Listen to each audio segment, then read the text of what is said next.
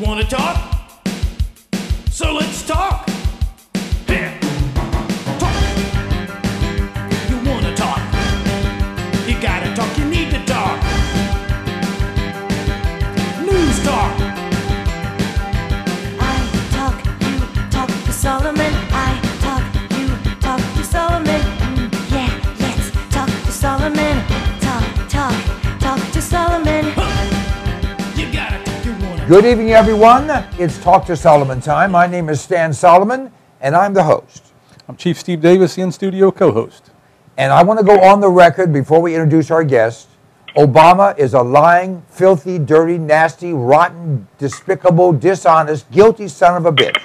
Amen. All right. Our guest is Larry Pratt. Larry, how are you? Just fine, Stan. Good to be with you guys. I hope you covered your ears because I know you've never heard such language.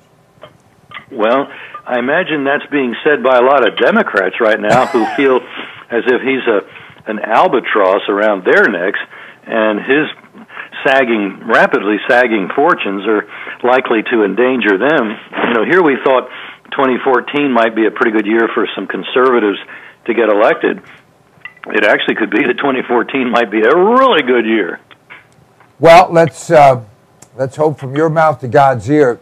Larry, I want to start with asking you, what the hell happened to Fast and Furious? Isn't it amazing?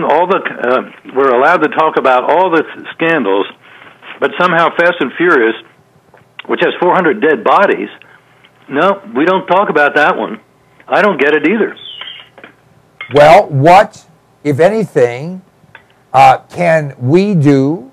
Can the various prominent people within the conservative camp do? Can you do? Can the NRA do? Everyone has got to understand that this attack that started with the, started's the wrong word, that went into high gear with the tragedy in Connecticut was planned in advance when they could claim that it was, you know, us nasty gun owners and gun buyers that motivated the flow of guns into Mexico, and they were going to use all those dead bodies. They certainly were, and we have had testimony, written documents better, submitted to the hearing committee, the oversight committee of Chairman Darrell Issa, that said just that they were going to try to use the results of Fast and Furious to promote gun control. Pretty shameless defense of murder, and nobody has even had boo shouted at them, let alone go to jail. Of course, look who the top cop is, Mr. Holder. Well, he's the one that initiated the whole thing, and any discussion to the contrary is just erroneous. Chief? Well, let's also remember that Barack Obama just recently was on a trip to Mexico and told the Mexican people that even though America has a Second Amendment, he's going to do whatever he can to keep guns out of the hands of criminals, when in effect he has put more guns in the hand of criminals that killed Mexicans than probably anybody else we've ever heard of. He was probably, in so many words, saying, I took an oath of office to uphold the Constitution. Just kidding. Well, I think it's obviously beyond serious when you talk about the number of families, Mexican families, that have been devastated, the number of American families, and we're not even talking about that. A lot of these guns given to these Mexican crooks were used on Americans, not Mexicans, and they murdered people here, and we're not talking about that. But my point is, we now have a period of time in the last day or two where everything Obama has said and done is starting to be at least looked at. Why isn't this an opportune time to ask, have someone that supports our side to file a motion for impeachment based on Fast and Furious? I wonder what is holding people back, because a number of congressmen have drafted them up, and maybe they're just waiting for the politically propitious moment, but I would think that maybe we're at such a time that he's just got all kinds of his record falling down around his head. And if this isn't the time when you could get him both politically and legally, I don't know when. All right. Well, having said that, we know that Darrell Issa is a very wealthy man, a very smart man, a very successful man, a very don't need anybody else to do what you need to do guy. Why the hell has he given up the mantle of leadership? Well, his committee filed in federal court criminal contempt charges. It's the court that has done nothing for 6 months. They should have moved on this by now. And obviously, the court is as political as the Congress. Well, again, we have Holder not doing his sworn job. We have Obama not doing his sworn job. Because Holder it won't do anything, are we done? Is Congress impotent? Are they a member of the impotent group now? They're acting like it, and what they need to do is set up a special prosecutor and start things moving. This is just really stunning. That but look who's leading the Congress. Speaker Boehner never exacts any price for anything the Democrats want to do. They get their way just as nicely as you please. Thank you very much. Thank you, Mr. Boehner. You're a very nice man to deal with. And it's just staggering what he does not do. Well, you talk to these people on a daily basis. Is anyone besides you and I and Chief and Brent Johnson upset? Aren't there any Republican members of the House that are upset? Aren't they willing to do anything? There are some freshmen that are quite upset, but there really is not that much that the freshmen can do. If the leadership is not willing to move, they can just sit on things and keep things from happening. There's hopefully a little bit more that might be done in the Senate, and you've got, they can't impeach, but they can do some agitating, and I think people like Senator Ted Cruz are trying to make those kinds of things happen. But there, too, the leadership is just not proactive, never has been. They'd be happy if they can just continue sitting in those nice offices. So there's a lot of institutional inertia that we're having to overcome. I'm frustrated and angry, and yes. Let me tell you something. If there's an old saying in the hood, if the authorities won't do what needs to be done, it'll still get done. If our leadership is not going to do its job, then I think you're going to find people saying, if the system doesn't work, you better create a new system. I don't quite know what that would lead to, but I think you're right about the frustration. It's just enormous. I've seen more discontent, more concern than ever before, and there's more awareness, I think, and it's probably why there's so much more concern.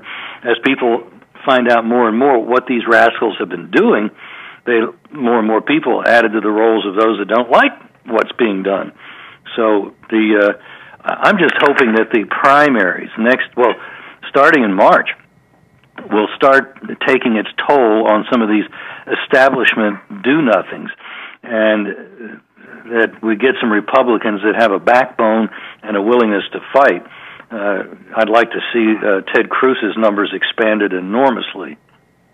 Well, I'd like to see Sarah Palin run for the Senate. They're saying she would win in a walk, and she is strong enough now that she could, as a first-term senator, be front and center, and who knows how many people on our side would like to see, although Mitch McConnell, frankly, has found a pair of testicles that he's borrowed, if nothing else. He's talking like and acting like and standing up like he actually has read the Constitution and cares about it. Well, he has an election coming up, primary, I guess, sometime next summer, and primaries are sometimes like an execution. They have a way of clarifying your thinking. Well, again, I'm just saying I've heard some of his comments. He has made it front and center that He's going to do everything they can to kill Obamacare, to filibuster any attempt at gun control. I mean, give credit where credit is due. It's a welcome addition to the team, and I hope he has a long-term membership in mind. Chief? The only thing I could add is that, you know, the people really don't have a lobbyist. You know, all these other special interest groups do, so we don't. Gun Owners of America, though, is one of the people's lobbyists. But I think we should find a way to start suing people that aren't doing their job. So if John Boehner's not doing his job in defending the Constitution, we should be able to start suing him and get him out of office, too. That's exactly right. We're looking for candidates even now that would be active in these primaries and trying to get a read on are they serious? Would they fight? They might talk a good game, but have they shown in the past something maybe in a public record or in some way show that they have a backbone, they're willing to fight, they're willing to take on their own party establishment. From our vantage, that is probably the single most important criteria for selecting any candidate. Are they willing to take on their party establishment when the establishment behaves, in the case of the Republicans, so much like the Democrats? You know, in the district where Boehner comes from is a university, Miami of Ohio, which has everything but a statue of Lenin on its campus. It's very liberal, very leftist. And, you know, I would like to see, and we're a bit off of guns, but we're not, I would like to see the NRA and the Gun Owners of America and the Second Amendment Foundation to get together and focus on bringing down 1 or 2 or 3 or 4 or 5 of these leftists and working to help to create, to underwrite a university or universities that will actually be true to America's principles. Wow, that's a tall order. There are some universities that are doing a pretty good job. Some of them are Christian universities. There's Hillsdale. There's Bryan College in Tennessee. There's others, some of whom I've had a little bit of knowledge about. Well, there's BYU, there's Jones in South Carolina. Yes, there are some. But we need to build one in New York. We need to build one in more they're just looking at catalogs. I'm afraid that's not going to be the kind of information that will help them. They need to go beyond the platitudes that are in those catalogs and college brochures and find out, you know, who the professors are, what they're teaching. One thing that I did was to go and listen to some of the lectures and get a handle on what these guys were all about. If they've written books, see what kind of ideas they put into those books. You're going to be putting an awful lot of money into a college education, even at a state university. So it's definitely, it seems to me, we ought to put as much scrutiny into the college education our kids are getting as, say, the car that we're going to buy next year. Or the vacation we're going to take. Again, well said. All right, let's get back to gun control. We had an apparent victory, or at least temporary victory, but you got both Obama and Biden spouting off like sperm whales looking for sperm, that they're going to push gun control through. What's the reality? Well, one thing I got to say, the other side has an admirable quality. They don't give up. Now, I think we've got them on the ropes, and particularly now that the president is wounded meat, I don't think they're going to be able to carry an offensive the way they conceivably could have before, even this last week. This last week has been a spectacular spinning out of control of the future of the president. He is no longer the big guy in town. I don't know who that might be to take his place yet, but it sure is not he. And he's going to be doing well not to end up just exactly like Richard Nixon. They still have helicopters that can fly you out of the White House on that last flight. Yeah, right. Well, and then, of course, with a little luck, he could be dangling from the bottom of one of them. Gangrene 1. Yeah. Well, I'm very, very encouraged. I just I thought we had him on the ropes before this week, but now that these scandals are breaking sort of like bombs overhead, I think the guy, he's not going to be a political opponent that'll be that worthy any longer. And now the question is going to be, which one of his underlings are going to go to jail, if any? Who's going to have to resign because they got caught flat-footed lying to Congress or somebody?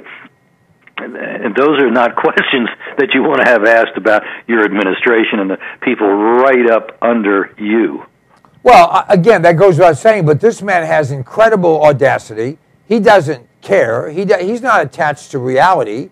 He thinks he's doing great. He thinks he's good at this thing. You've heard some of the comments he's made when he's an obviously incompetent individual, but he doesn't know he's incompetent. He doesn't know he's wounded.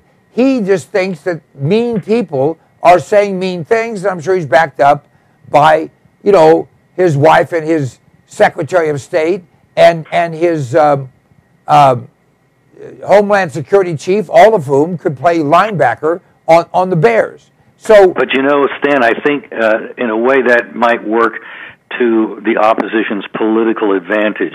The more he continues as if there's no problem here, just keep moving along, nothing to see, that's going to get people more upset, angrier and angrier. And the more he continues that, the more political damage he's going to inflict on his own party.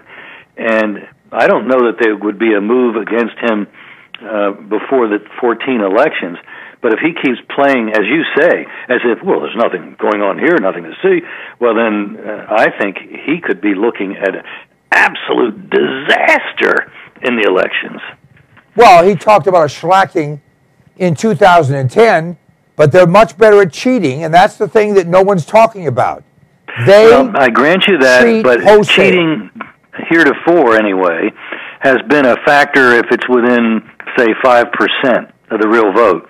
But if you're talking blowouts, then that's not going to be the factor that it might have been in close elections. The way it's looking up right now, this is not going to be a close election. Well, again, it's a long time between now and the election. The election That's true. The Republicans could do any number of things to throw away a political advantage. Right, I'm just saying. But the reality is the greatest asset is this is May of 2013. The election is in November of 2014. A year and a half. The first election started in March in the primaries. Yeah, but primaries, you're not going to get opposition in the Democrat Party because the one thing Democrats know is that Obama and Rahm Emanuel and that whole group, they don't play. They will have you killed. Well, I'm thinking in terms of getting upgrades on the Republican line, where you have go along, get along, nominal conservatives who don't do a thing, freedom and advance their own party platform. I think we're going to see the possibility if the foment within the American electorate continues.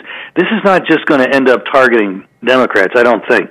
I think people like Boehner could find himself breathing hard to get reelected because he's obviously such a complete and abject disaster, giving Obama the budget he wants and just stunning handing away of political advantages. That's going to have political consequences, I think. Well, wasn't it within 8 or 10 votes of getting him voted out as Speaker this last time around? There were, you're right about the 12. There were 12 that in the end actually openly voted against him.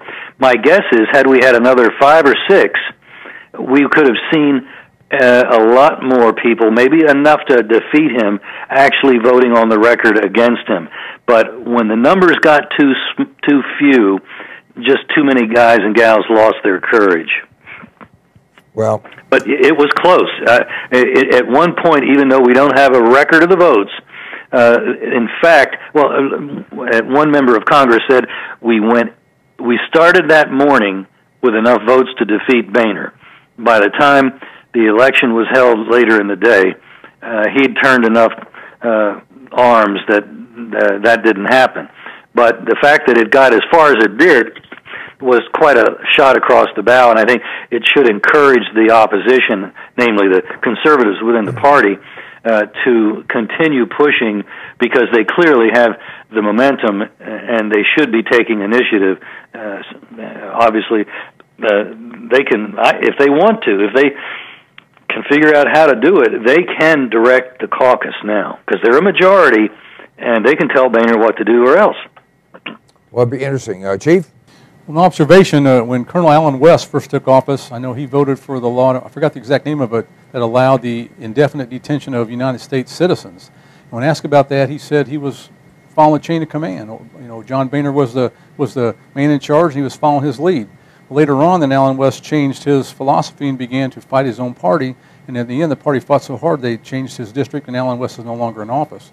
Michelle Bachmann's another example who fought the party, and they tried to get her taken out of office by changing her district. So you're going to have to find people that are really willing to fight this, and also to get someone to take the top helm spot that won't do this to conservatives, so they can take control of the House. That's the point. It's the caucus itself, if it really is serious, is going to have to, probably after the next election, and if the new blood is there, then they're going to have to bite the bullet and say, Mr. Boehner, we appreciate your service, and it's time to move on. Well, it's more than Boehner. Boehner, yes, but also Reince Priebus and all these limp-wristed leftists that are in the Republican Party because they have financial contacts or whatever. That we're not doing what we need to do to actually survive, because there's so many people. That's a good point. That's a good subject to bring up. We're talking about a party that has been invested in consultants, campaign consultants, political consultants, who have an abysmal record of losing. Look at Karl Rove. He loses almost every race he gets involved in. He just limped across the finish line with Bush. He barely succeeded in that one. And I remember very, very well in 2008, when he was running for re-election, Ken Blackwell was the Secretary of State in Ohio. I know Ken. And you and I think have mentioned this before, and it's worth repeating because it is such a window to the thinking of these people. There was a pro-family, traditional family definition measure to be put on the Ohio ballot. And Karl Rove from the White House did everything he could to keep that off the ballot because he was afraid of the issue. It was going to make it more difficult for Bush to win in the state. Well, Blackwell went ahead anyway because Blackwell knew that actually the opposite would be the case.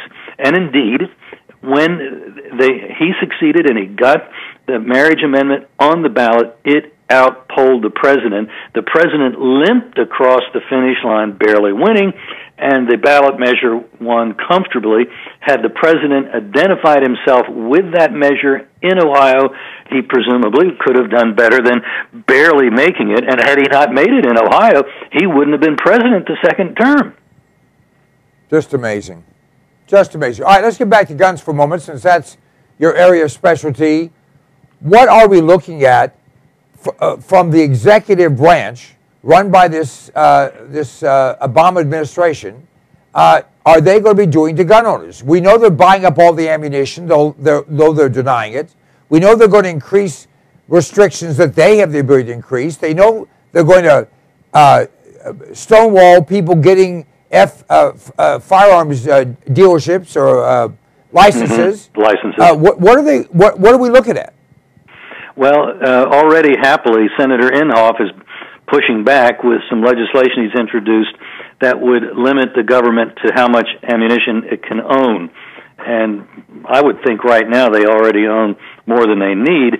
Before the current buying binge of ammunition began by the Department of Homeland Security, they had almost 250 million rounds of anti-personnel hollow point ammunition on hand.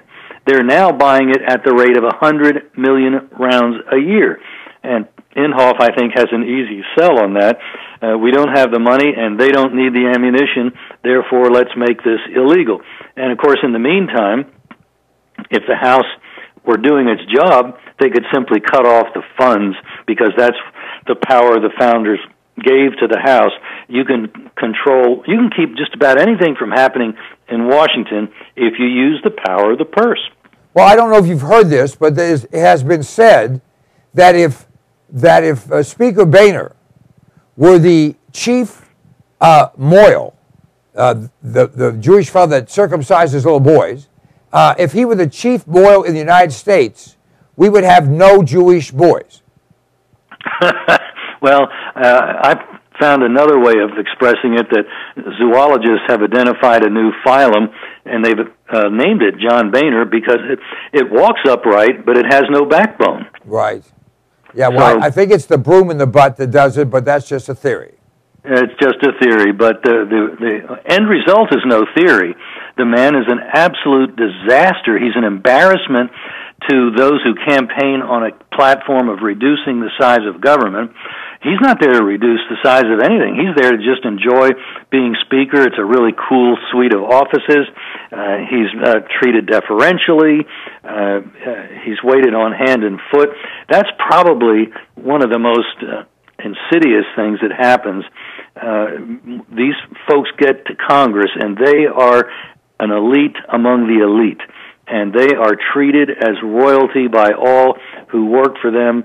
The bowing and scraping couldn't have been more intense in a Chinese royal court. Chief? Well, I'm convinced that John Boehner's on a mission to avoid any kind of situation that will make him cry.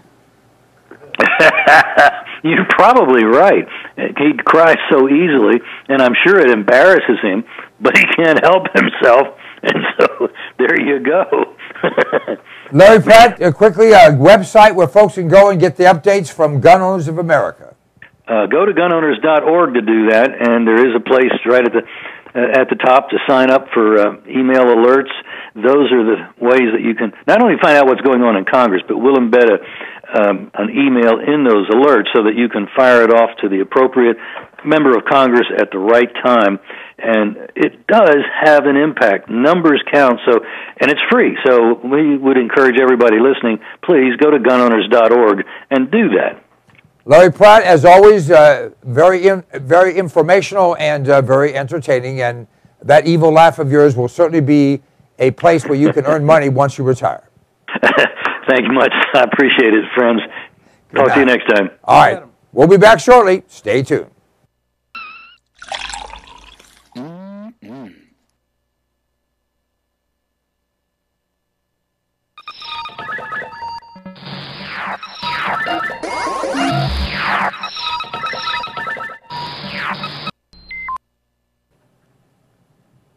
I like to eat. You like to eat? We all do. And usually we run to the grocery store, we run to the convenience store, or we have something in the fridge. But power's been out in parts of this country in the last few weeks. We don't know what's going to come down the pike economically. Smart people are putting in food. Alpine Air Gourmet Reserves is a line of foods that you can put away that will last for a very long time. You know, they say eat what you store and store what you eat. This is great tasting stuff, healthy for you, a full line. You go to our website, cpnlive.com, and click on the button for Alpine Air Gourmet Reserves and see all the different things we have. This is good tasting food. It's reasonably priced. It will last. And it's worth its weight in gold if a problem arises. I know you don't think there's going to be anything that goes wrong. Actually, you do. This is smart. This is smart insurance. This is smart preparation. This is smart thinking. You have kids, you have a spouse, you have parents, you have dependents, you have an appetite. All those things can be addressed by a frugal but smart investment in Alpine Air Gourmet Reserves. Try them out. You will be tickled to death with the taste of them. You know what? In many cases, people start to eat this and they think, heck, this tastes better and costs less than what you're going to the grocery store to buy. cpnlive.com. Check it out. Hey, my name is Stan Solomon, and you know if I have something to say, I'll say it. And I'll only tell you the truth because I'm a Republican, not a Democrat. Democrats always lie. Republicans only lie half the time. I don't lie at all. This is the Fuel Mule. It's an extraordinary product that was developed by a friend of mine, an engineer, and it increases the fuel mileage on your vehicle. If you have a combustion engine, this will increase your mileage by 10 to 20%. It bolts around your fuel line. You can install it yourself or have your mechanic do it. It is an extraordinary item, and it flat works. I've been using it for more than 10 years. It's increased my mileage on every vehicle I put it on, and by the way, it will last forever. You can get rid of your vehicle, just take it off and put on the next one. Go to cpnlive.com. You'll have more information there. You can order it right there. We absolutely guarantee you'll be satisfied. The Fuel Mule. It's a way to kick down your cost of fuel and kick up your mileage. Don't you love the name? I thought of it. The Fuel Mule. Let me ask you a question. Do you like being sick? I have in my hand an incredible product. It's called TR10 supercolloidal silver. TR10 stands for a trace to the negative 10th power. The particles in this silver product are 6 to 8 angstroms, 6 to 8 10 billionths of a meter. Now listen to me. Silver has been the magic bullet for all of human existence. The Egyptians used silver instruments. We use silverware. They put silver in your teeth because nothing can grow on silver. Silver will kill anything but liberalism. I'm working on that. This product, you go to cpnlive.com, buy 1 quart of this product. It will last you for a very long time. Anytime you feel like you've been exposed to something bad, take some of this product, spray it in your mouth, or take a little bit and gargle it, swallow it. It will kill any pathogen. The average antibiotic kills 10 to 20 different pathogens. This product will kill 700 plus. Do yourself a favor, do your family a favor, do your doctor a favor. He's tired of seeing you.